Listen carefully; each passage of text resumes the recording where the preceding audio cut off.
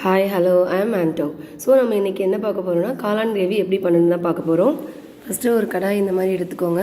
அதில் தேவையான காயிற அளவு விட்டுட்டு தேவையான அளவு எண்ணெய் உங்களுக்கு எப்படி யூஸ் பண்ணுவீங்களோ அந்த மாதிரி 2 or 3 ஸ்பூன் ஆர் 4 ஸ்பூன் கூட நம்ம யூஸ் பண்ணிக்கலாம். எண்ணெய் நல்லா காய விடுங்க. காய விட்டதுக்கப்புறம் நல்லா கடுகு பொரியிற அளவுக்கு நல்லா லோ ஃப்ளேம்லேயே வச்சு போட்டு இது பண்ணுங்கள். நீங்கள் ஒரு பாக்ஸ் காளான் எடுக்க போகிறீங்கன்னா அதுக்கு தகுந்த மாதிரி 2 வெங்காயம் 1 தக்காளி போட்டால் போதும். நல்லா பொரிஞ்சதுக்கப்புறம் இப்போ நீங்கள் இந்த வெங்காயத்தை அழகாக தூவலாம்.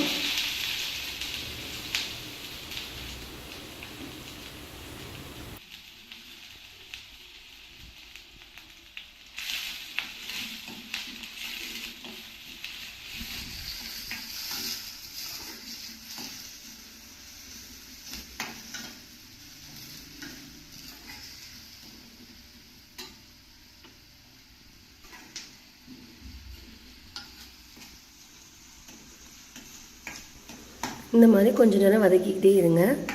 வதக்கிக்கிட்டே இருக்கும்போது நல்லா அந்த பொன்னிறமாக மாறுதில்ல, அந்த டைம் ஆகும்போது கொஞ்சமாக உங்கள் தேவையில்லை கொஞ்சமாக ஜஸ்ட் அந்த டேஸ்ட்டுக்காக இந்த உப்பு போடுவாங்க. வெங்காயம் வதக்கும் போது கொஞ்சம் லைட்டாக உப்பு சேர்த்திங்கன்னா ரொம்ப டேஸ்ட்டாகவே இருக்கும் அந்த சமையல். ஏன் இந்த அளவுக்கு நல்லா வதங்கினதுக்கப்புறம் ஒரு 4 கருவேப்பிலை நல்லா போட்டு வதக்கணும். அதுவும் நல்லா வதக்கிக்கோங்க. இந்த மாதிரி ஒரு கைப்பிடி அளவுக்கு கொத்தமல்லியும் புதினாவும் ஒரு கைப்பிடி அளவு கொஞ்சம் போட்டால் போதும். நல்லா மணமாக டேஸ்ட்டாக இருக்கும் இப்படி போடும்போது.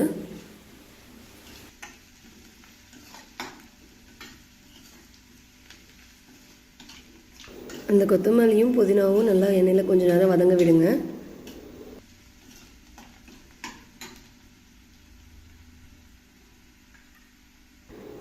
இப்போது அரிஞ்சு வச்சுருக்க அந்த தக்காளியை போட்டுக்கோங்க. நல்லா அது எண்ணெயில் நல்லா பொரியிற அளவுக்கு நல்லா வதக்கி விடுங்க. நல்லா இந்த மாதிரி வதக்கிட்டே இருக்கும்போது கொஞ்சம் தக்காளி பெருசு பெருசாக இருந்துச்சுன்னா நசுக்கி விட்டிங்கன்னா கொஞ்சம் நல்லா அந்த கிரேவி அளவுக்கு நல்லாயிருக்கும். கிரேவிக்கு வைக்கும்போது அது ரொம்ப நல்லாயிருக்கும். ஸோ வதக்கிக்கிட்டே இந்த நல்லா வதக்கிக்கிட்டே இருங்க. அப்படி வதக்கும் போது இஞ்சி ஒரு விரல் சைஸில் பாதி அந்த அளவுக்கு இஞ்சி, பூண்டு ஒரு 4 பல் எடுத்து நல்லா இஞ்சி பூண்டு பேஸ்ட்டாக நல்லா அரைச்சிக்கோங்க. இப்போது நம்ம இஞ்சி பூண்டு பேஸ்ட்டு ஆட் பண்ணுறோம். இப்படி ஆட் பண்ணி நல்லா எண்ணெயில் நல்லா வதங்க விடணும்.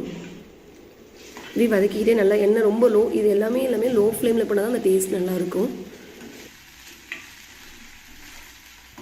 நல்லா வதக்கிக்கிட்டே இருங்க. இப்படி வதக்கிட்டே இருக்கும்போது ஒரு அரை கேப்சிகம் ஒரு குடமிளகாய் அரிஞ்சு அதை இந்த மாதிரி தூவி நல்லா எண்ணெயில் பொரியிற மாதிரி வதக்கணும். எண்ணெயில் நல்லா மிக்ஸ் ஆகி நல்லா பொறுமையாக எதுவும் லோ ஃப்ளேம்லேயே வச்சு வதக்கிக்கிட்டே இருக்கணும். கேப்சிகம் ரொம்ப அதிகமாக போட்டாலும் நல்லா இருக்காது. ஒரு பாக்ஸு காளானுக்கு 1/2 கேப்சிகம் போட்டால் ரொம்ப டேஸ்ட்டாக இருக்கும். நெக்ஸ்ட் நம்ம என்ன இன்க்ரீடியன்ஸ் யூஸ் பண்ண போகிறோம்னா 1 டீஸ்பூன் மிளகாய்த்தூள். நம்ம வீட்டிலே யூஸ் பண்ணுற அந்த மிளகாய்த்தூளை யூஸ் பண்ணிக்கலாம். 1 டீஸ்பூன் தனியா மிளகாய்த்தூள், கரம் மசாலா, அடுத்தது 1 பிஞ்ச் ஆஃப் டர்மரிக் பவுடர், மஞ்சத்தூள், இதெல்லாம் போட்டு நல்லா நம்ம எண்ணெயில் வதக்கணும்.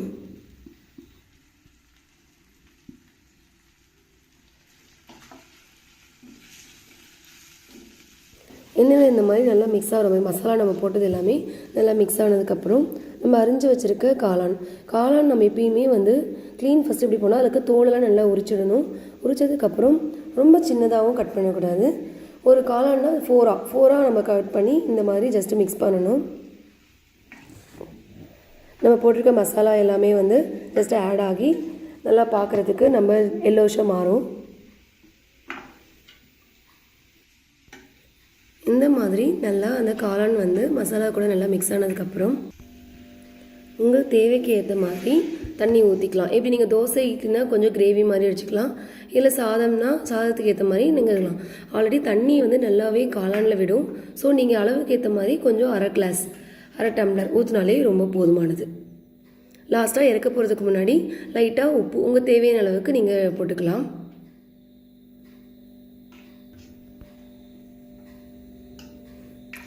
ஒரு 5 minutes or 10 minutes இந்த மாதிரி ஒரு மூடி போட்டு நல்லா வேக விடுங்க. வேனதுக்கப்புறம் எடுத்திங்கன்னா நல்லா உங்களுக்கே தெரியும் கொஞ்சம் தண்ணியில் குறைஞ்சி நல்லா எண்ணெய் நல்லா பிரிஞ்சு வந்திருக்கும். அந்த டைம் பார்த்து நீங்கள் ஸ்டாப் பண்ணிடலாம். லாஸ்ட்டாக ஒரு ஃபைனல் டச்சு கொத்தமல்லி, ஒரு கைப்பிடி அளவு கொத்தமல்லி அழகாக பொடியாக இது பண்ணி தூவி விட வேண்டியதான். அவ்வளோதான், இன்றைக்கி சமையல் முடிஞ்சிச்சு. ஸோ இன்றைக்கி ஈவினிங் ரொம்ப நல்லாவே சாப்பிட்டோம். காளான் ரொம்பவே நல்லா இருந்துச்சு. நீங்களும் இதை ட்ரை பண்ணுவீங்கன்னு நம்புகிறேன். தேங்க்யூ.